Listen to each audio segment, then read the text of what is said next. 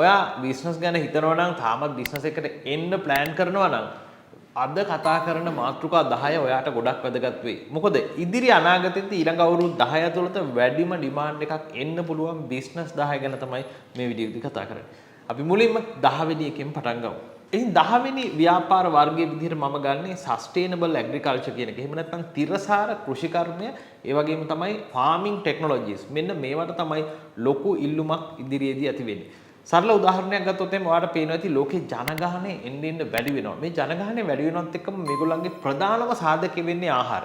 ඒක නිසා ආහාර වගා කරන්න තියෙන ඉඩ ප්‍රමාණය අඩු වෙන නිසා කුඩා ඉඩ ප්‍රමාණයක වගා කරන්න පුළුවන් නම් අන්න එතෙන්ට ලොකු ඩිමාන්ඩ් එකක් එනවා. විශේෂයෙන්ම පාංශු රහිත කොහොමද වගා කරන්නේ? අපි මීට කලින් කතා කරා එරෝපොනික් ගැන, ඇක්වාපොනික් මේ වගේ අලුත් සංකල්ප තියෙනවා.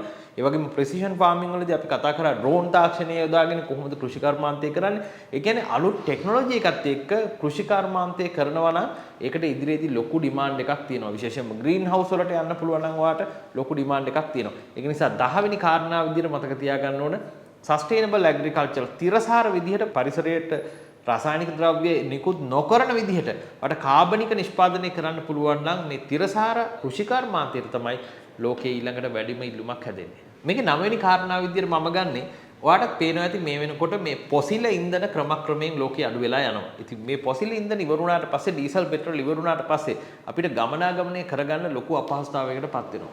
මේක නිසාම තමයි ලෝකයේ ප්‍රධානම ආයතන මේ වෙනකොට ඉලෙක්ට්‍රික් වාහන ගැන මේගොල්ලෝ වැඩි අවධානයක් යොමු කරලා තියෙනවා. ඉතින් ටෙස්ලා වගේ ආයතන ගත්තොත් ඔයාලට පේනවා ඉතින් මේ සඳහා වැඩි අවධානයක් යොමු කරලා තියෙනවා. ඉතින් අනාගතයේදී අනිවාර්යයෙන්ම මේ පොසිල් ඉන්ධන ඉවර වීමත් එක්කම මේ ඉලෙක්ට්‍රොනික වෙහිකල් වල තියෙන ඩිමාන්ඩ් එක වැඩි වෙනවා. ලංකාවේ ඔයාලට පේනවා ඉතින් ගොඩාක් ෆුවල් ස්ටේෂන් තියෙනවා, ඉන්ධන පිරහුම්හල්. හැබැයි මේවට තියෙන ඩිමාන්ඩ් එක අනාගතයේ අනිවාර්යයෙන්ම අඩු වෙනවා. ඒ වෙනුවට ඉලෙක්ට්‍රොනික චාර්ජින් ස්ටේෂන්ස් තමයි යන්නේ. ඉතින් ඔයා ඒ ගැන හිතනවා නම් ඉදිරි අනාගතය ගැන හිතනවා නම් මේ ගැනත් ප්ලෑන් කරන්න ඕන. ඉලෙක්ට්‍රොනික වෙහිකල් වලට ලොකු ඩිමාන්ඩ් එකක් එන්න පුළුවන්. ඒ වගේම තමයි සෙල්ෆ් ඩ්‍රයිව් වෙහිකල්. ඔයාට අනිවාර්යයෙන්ම ඔටෝ ඩ්‍රයිවර්ස්, ඒ කියන්නේ කවුරුත් ඩ්‍රයිවර් කෙනෙක් නැතුව වාහනේ ඩ්‍රයිවිං කරන පත්තර ඉදිරියේදී පත් වෙනවා. ඉතින් මේ වෙනකොට ටෙස්ලා ආයතනයේ මේ වගේ දේවල් කරලා තියෙනවා. ඒක නිසා මේකට ලොකු ඩිමාන්ඩ් එකක් එයි කියලා ගොඩක් අය පුරෝගතණය කරනවා. මම මේකේ 8 වෙනි කාරණාව විදියට ගන්නේ බයෝටෙක්නොලොජි කියන එක. ඒ කියන්නේ ජීව විද්‍යාව සම්බන්ධව තියෙන තාක්ෂණය, ජීව තාක්ෂණය සහ විශේෂයෙන්ම ෆාමසිටිකල්, ඒ කියන්නේ ඖෂධ සම්බන්ධව තියෙන ඩිමාන්ඩ් එක ඉදිරියේදී ගොඩක් වැඩි වෙනවා. ඒකට හේතුව තමයි විවිධ ලෙඩ රෝග ඇවිල්ලා තියෙනවා. මේ ලෙඩ රෝගات එක්ක ඒවට සුදුසුම විසඳුම හොයන්න යනකොට මේකට අවශ්‍ය විවිධ ඩ්‍රග් වර්ග ඉදිරියේදී නිෂ්පාදනය කරන්න සිද්ධ වෙනවා. ඒක නිසා මේක කවදාවත් ඩිමාන්ඩ් එක අඩු වෙන්නේ නැති බිස්නස් එකක් විදියට ඔයාලට අඳුර ගන්න පුළුවන්. මොකද ඕනම මිනිසෙක් ලෙඩ වෙනවා. මේ ලෙඩ වෙනකොට මේගොල්ලන්ට බෙහෙත් ඕන. බෙහෙත් වලට අවශ්‍ය දේවල් නිෂ්පාදනය කරන්න ඕන. ඉතින් ඔයාලට පේනවා ඇති මේ වෙනකොට විශේෂයෙන්ම ඉන්දියාව, පාකිස්තානය වගේ රටවල් වැඩි හරියක් ඔයා ගන්න ඕනම ටැබ්ලට් එකක් අරන් බලන්න මේක ගොඩක් වෙලාවට මැනුෆැක්චර්ඩ් ඉන් ඉන්දියා හරි පාකිස්තාන හරි තියෙන්නේ. ඒතර පේනවා ඇති ඔයාලට මේ ළඟම ඉන්න රටවල් දෙක වැඩි ආදායමක් උපයන්නේ මෙන්න මේ දේවල් වලින් කියලා. ඔයාලටත් පුළුවන් නම් මේ ශේෂ්ත්‍රයට යන්න. ලොකු ආදායමක් ඉදිරියේදී උපයන්නත් පුළුවන්. මොකද මේක කවදාවත්ම නැති වෙන්නේ නැති බිස්නස් එකක් කියන එකත් මතක තියාගන්න. ඔයා 7 වෙනියට කියන්න කාරණාව ගැන අහුවොත් ටිකක් පුදුම වෙයි මෙහෙම දෙයක් වෙන්න පුළුවන්ද කියලා. විශේෂයෙන්ම රිමෝට් වර්ක් කියන එක ඔයාට දැන් අලුත් දෙයක් නෙවෙයි. හේතුව තමයි දැන් මේ කොවිඩ් වසංගතයත් එක්ක ගොඩක් අය ගෙවල් වල ඉඳලා වැඩ කරන්න පුරුදු වුණා. ඒක නිසා මේ රිමෝට් වර්ක් කියන එක ඉදිරියේදී තවත් වැඩි වෙනවා. ඒකට හේතුව තමයි මේකේ ලොකු පහසුවක් දකින නිසා. අපිට වෙනම අපි ඇඳුම් අයන් කරගෙන ඔෆිස් එකට යන්න ඕනේ නැහැ. ගෙදර ඉඳලා වැඩ ටික වෙනවා. හැබැයි ඉදිරියේදී අවශ්‍ය වෙනවා මේ රිමෝට් වර්ක් කරනකොට මේගොල්ලොම හරියට මොනිටර් කරන්න. ඉතින් මේකට ඔයාලට ටූල් එකක් ඩෙවලොප් කරන්න පුළුවන් නම් මේක ගොඩක්ම වටිනවා. උදාහරණයක් විදිහට මේගොල්ලන්ගේ ප්‍රොඩක්ටිවිටි එක කොහොමද තියාගන්නේ? මේගොල්ලොන්ව කොහොමද මොනිටර් කරගන්නේ? මේගොල්ලෝ හරියටම 8 hours වැඩ කරනවද?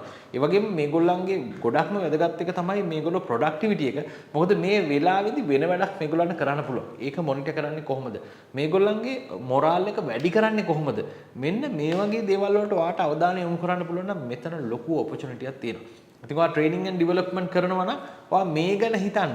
මේ රිමෝට් වැඩ කරන කට්ටියට කොහොමද මේ වගේ දෙයක් කරන්නේ? මේකට ඉදිරියේදී ලොකු ඩිමාන්ඩ් එකක් හැදෙනවා. මොකද මේකත් එක්ක ඔයාලට පේනවා ඇති විශාල ස්ථානවලට යන එක ලෝකෙ දැන් ගොඩක්ම අඩු වුණා. හේතුව ගෙදර ඉඳලා මේ වැඩේ කරන්න පුළුවන්. ඉතින් මේකත් ලොකු ඩිමාන්ඩ් එකක් එන බිස්නස් ෆීල්ඩ් එකක් කියන එක මතක තියාගන්න. මම හයවෙනි කාරණාව විදිහට ගන්නේ sustainable and eco friendly products කියන එක. ඉතින් ඔයාලට eco friendly products ගැන කතා කරනකොට මේ වෙනකොට අපි ගමුකෝ පොලිතීන් අපි ඕනම කඩේකට ගියාම shopping bag එකක් අරන් එනවා.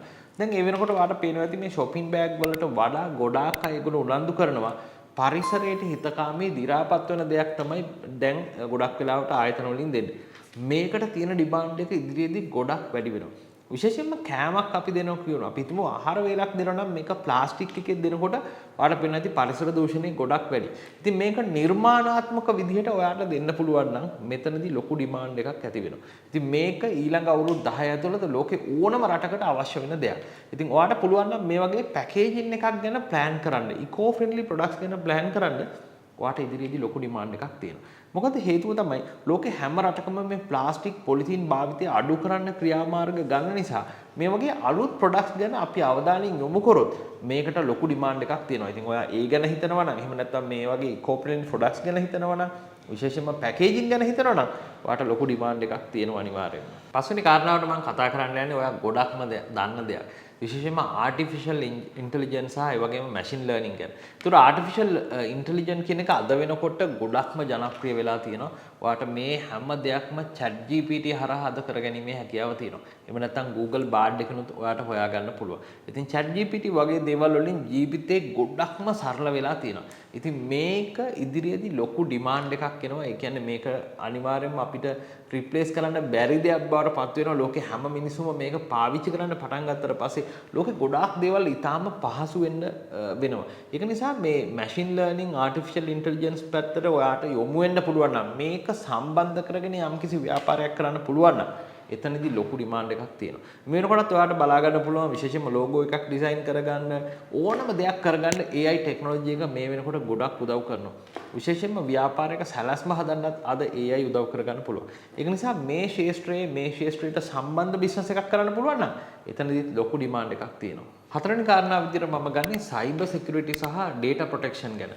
අනාගතයේ වෙනකොට හැම කෙනෙක්ගේම තොරතුරු e-data එකක් බවට පත් වෙනවා. එහෙම නැත්නම් e-information එකක් බවට පත් වෙනවා. ඒ කියන්නේ ඔයා මැනුවල් පොතක ලියා ගන්න අවශ්‍ය නැහැ. හැම දෙයක්ම ඔන්ලයින් ඔයාලට තියෙනවා. ඒක නිසා මේ data privacy එක ගැන cyber security එක ගැන ඉදිරියේදී වැඩි අවධානයක් යොමු කරන්න වෙනවා. මොකද ඔයාගේ එක password එකක් කරා ගොඩාක් දේවල් ඔයාට නැති වෙන්න පුළුවන්. ඒක නිසා මේ සම්බන්ධ ඔයාට business එකක් කරන්න පුළුවන්. ඒ කියන්නේ cyber security එක සම්බන්ධ ඔයාට ආයතනයක් කරන්න පුළුවන් නම් ඉදිරියේදී ඔයාට ලොකු ඩිමාන්ඩ් එකක් තියෙනවා ලෝකෙම. මොකද මේක එන්නෙම හැකර්ස්ලා වැඩි වෙනවා. විශේෂයෙන්ම ඔයාලට පේනවා ඇති මේ වෙනකොට තියෙන ප්‍රසිද්ධ සමාජ මාධ්‍ය ජාල හැම එකකම ඒගොල්ලන්ගේ සිකියුරිටි එක ගොඩක්ම වැඩි කරලා තියෙනවා. two-way authentication පවා දාලා තියෙනවා. ඉතින් ඔයා තාමත් ඒක දාලා නැත්නම් දැන් මේක කරගන්න. මොකද මේකට තියෙන ලොකු රිස්ක් එකක්. ඒක නිසා cyber security එක පැත්තට ලොකු ඩිමාන්ඩ් එකක් එනවා. ඉතින් ඔයා මේ පැත්තට ඔයා විශේෂයෙන්ම software engineer කෙනෙක් නම් ඔයාටත් ඉදිරියේදී ලොකු ඩිමාන්ඩ් එකක් එනවා මේ සම්බන්ධ business එකකට ඔයාට යොමු වෙන්න පුළුවන් නම්. ඉතින් තුන්වෙනි කාරණාව විදිහට මම ගන්නේ e-commerce සහ online retail කියන එක. ඔයා අද වෙනකොට ඔයාගේ shop එක physically කරන් ගියා වුණාට ඊළඟ අවුරුදු 10 ඇතුළත ඔයාට e-commerce එකට යන්නම වෙනවා. ඔයාට විකල්පයක් නැති වෙනවා. ඒක නිසා මේ බලන ඔයා පොඩි business එකක් කරත් ඔයා ඉදිරියේදී දැම්ම වුණත් කමක් නැහැ වෙබ්සයිට් එකක් හදලා ඔයාගේ product ටික මේකේ විකුණන්න බලන්න ඕන. ඉතින් ඔයාට දැම්ම shopping cart එකක් දාන්න බැරි වුණත් web එකකට ඔයා යන්නම ඕන. මොකද අනාගතයේදී places හොයාගෙන යන්නේ නැහැ. ඔයාගේ phone එකෙන්ම තමයි හොයලා බලන්නේ මේ ළඟපාත මොකද්ද shop එක තියෙන්නේ කියලා. එතකොට ඔයා Google එකේ හරි ඔයාගේ business එක එන්න ඕන. ඒක නිසා website එකක් online විදිහට sell කරන එක e-commerce කියන එක ලෝකෙ ගොඩක්ම ජනප්‍රිය වෙනවා ඊළඟ අවුරුදු 10 ඇතුළත. ඒ නිසා මේ සම්බන්ධ business එකකට යන්න පුළුවන් නම් අදම පටන් ගත්තොත් ලොකු demand එකක් හදාගන්න පුළුවන්. මොකද brand name එක හදන එකට ලොකු කාලයක් යන නිසා. ඉතින් දෙවෙනියට වැඩිම ඩිමාන්ඩ් එකක් එයි කියලා අපි පුරෝකථනය කරන දෙයක් තමයි හෙල්ත් කෙයාර් සෙක්ටර් එක. විශේෂයෙන්ම හෙල්ත් කෙයාර් සෙක්ටර් එක ඒ වගේම ටෙලිමෙඩිසින් වගේ දේවල් වලට ඉදිරියේදී ලෝකේ යයි කියන එක. හේතුව තමයි ලෝකයේ මේ ඒජින් පොපියුලේෂන් එක වයස්ගත ජනගහනය වැඩි වෙන නිසා ඒගොල්ලෝ බලාගන්න ඒගොල්ලන්ගේ සනීප ආරක්ෂාව ඒගොල්ලන්ගේ සෞඛ්‍ය සම්බන්ධව කටයුතු කරන ආයතන මේ වෙනකොටත් බිහි වෙලා තියෙනවා. ඉතින් මේකට වට අවධානය යොමු කරන්න පුළුවන් නම් මෙතන ලොකු ඩිමාන්ඩ් එකක් තියෙනවා. විශේෂයෙන්ම බෙහෙතක් වුණත් ගන්න එක අන්තර්ජාලය හරහා දෙන මට්ටමට අද ඇවිල්ලා තියෙනවා. ඉතින් මේකට ලොකු ඩිමාන්ඩ් එකක් ඉදිරියේ දෙනවා. මොකද ෆිසිකලි තැනකට යනවට වඩා අර රිමෝට් වර්කින් ස්ටේෂන් වගේ මේ බෙහෙත් ගන්න එකත් මේ තත්ත්වයටපත් වෙනවා. ඉතින් ඔයාලට අලුතින් හිතන්න පුළුවන් නම් ඉදිරිය ගැන මෙන්න මේ වගේ ව්‍යාපාර වලට ආවොත් මේක ලංකාවට අලුත් දෙයක් වේ. විශේෂයෙන්ම හෙල්ත් කෙයාර් සම්බන්ධව කෙයාර්ටේකර්ස්ලා ඒ කියන්නේ බලා ගන්න වැඩිහිටියන් වගේ කට්ටිය බලා ගන්න අය අලුත් බිස්නස් එකක් වුණාට ලංකාවට ලෝකේ වෙනත් රටවල මේකට ලොකු ඩිමාන්ඩ් එකක් තියෙනවා. ඉතින් මේ සම්බන්ධව ඔයාලට පටන් ගන්න පුළුවන් නම් එතනත් ලොකු ඩිමාන්ඩ් එකක් සහ ලොකු ව්‍යාපාරික අවස්ථාවක් තියෙනවා කියන එක ඔයාලට පේනවා ඇති. ඉතින් පළවෙනි කාරණාව විදිහට මම ගන්න වැඩිම ඩිමාන්ඩ් එකක් තියෙන බිස්නස් සෙක්ටර් එකක් විදිහට ඊළඟ දශකය ඇතුළත රිනියුවබල් එනර්ජි කියන එක. රිනියුවබල් එනර්ජි සහ ටෙක්නොලොජි කියන එක. ඒ කියන්නේ පුනර්ජනනීය බල ශක්තිය වලට ඔයාලට යොමු වෙන්න පුළුවන් නම් ඒ සම්බන්ධ ව්‍යාපාර වලට යොමු වෙන්න පුළුවන් නම් මෙතන තමයි වැඩිම ඩිමාන්ඩ් එකක් තියෙන්නේ. මොකද ලෝකයේ තියෙන පොසිල් ඉන්ධන ඉවර වෙනවත් එක්කම අපි මීට කලිනුත් ඒක ගැන කතා කරා. ඉතින් රිනියුවබල් එනර්ජි වලට තියෙන වැලියු එක ගොඩක් වැඩි වෙනවා. විශේෂයෙන්ම සෝලාර් සම්බන්ධයෙන් ඔයාලට කරන්න පුළුවන් නම් වින්ඩ් පවර් කියන්නේ සුළං බලය පාවිච්චි කරලා අපිට කරගන්න පුළුවන් නම් යම්කිසි නිෂ්පාදනයක් අන්න ඒ සම්බන්ධව ඔයාලට නියැලෙන්න ව්‍යාපාරයක නියැලෙන්න පුළුවන් නම් එතනදී ලොකු ඩිමාන්ඩ් එකක් තියෙනවා කියන එක මතක තියාගන්න. ඒ වඩ පේනවා ඇති අංක එක විදිහට මම ගන්න රිනියුවබල් එනර්ජි කියන එක ඊළඟ දශකය ඇතුළත ලෝකේ අනිවාර්යයෙන්ම දැවෙන ප්‍රශ්නයක් වෙනවා. ඒක නිසා තමයි මේ ඉලෙක්ට්‍රොනික කාර් වලටත් එන්න කතා කරන්නේ. ඉතින් සෝලාර් කියන එක අංක 1 බවට ඉදිරියේදීපත් වෙනවා. ඉතින් මේ සම්බන්ධ සෝලාර් විකුණන්න කියන එකම නෙවෙයි මම කියන්නේ මේ සම්බන්ධ ව්‍යාපාරික අවස්ථාවන් ගැන හිතන්න. මේකේ කුඩා කොටස් වලට ඔයාලට සම්බන්ධ වෙන්න පුළුවන්. විශේෂයෙන්ම සමහරවිට සෝලාර් පැනල් එක හදන එකට අවශ්‍ය අමුද්‍රව්‍යයක් දෙන්න ඔයාලට පුළුවන් නම් අන්න එතනත් බිස්නස් එකේ ලොකු වැලියු එකක් තියෙනවා. ඉතින් මේ වගේ ඔයා මේ මං කියපු ශේෂ්ත්‍රවල එක එක කොටස් ගැන හිතන්න. මුළු ව්‍යාපාරෙම කරන්න අවශ්‍ය නැහැ. ඒකට මොන හරි දෙයක් සප්ලයි කරන්න පුළුවන් නම් එතනත් ඔයාලට ඩිමාන්ඩ් එකක් තියෙනවා. ඉතින් මේ ගැන හිතලා ඔයාගේ බිස්නස් එක ප්ලෑන් කරන්න. අනිවාර්යයෙන්ම ලොකු ඩිමාන්ඩ් එකට යන්න පුළුවන් වෙයි. ඉතින් මේ වීඩියෝ එක වැදගත් වෙනවා කියලා හිතනවා නම් ෂෙයා කරන්න. ඒ වගේම ඔයා මොනවා හරි ඉගෙන ගත්තා නම් අනිවාර්යයෙන්ම කමෙන්ට් එකක් දාන්න. ඒ කමෙන්ට් එක අපිට ගොඩක් වැදගත් වෙනවා. ඉතින් අපි හැම සෝෂල් මීඩියා එකකම ඉන්නවා. අපිත් එක්ක එකතු වෙන්න කියලා ආරාධනා කරනවා. එමනම් තවත් මේ වගේම වීඩියෝ එකකින් ටැග් කරන්න.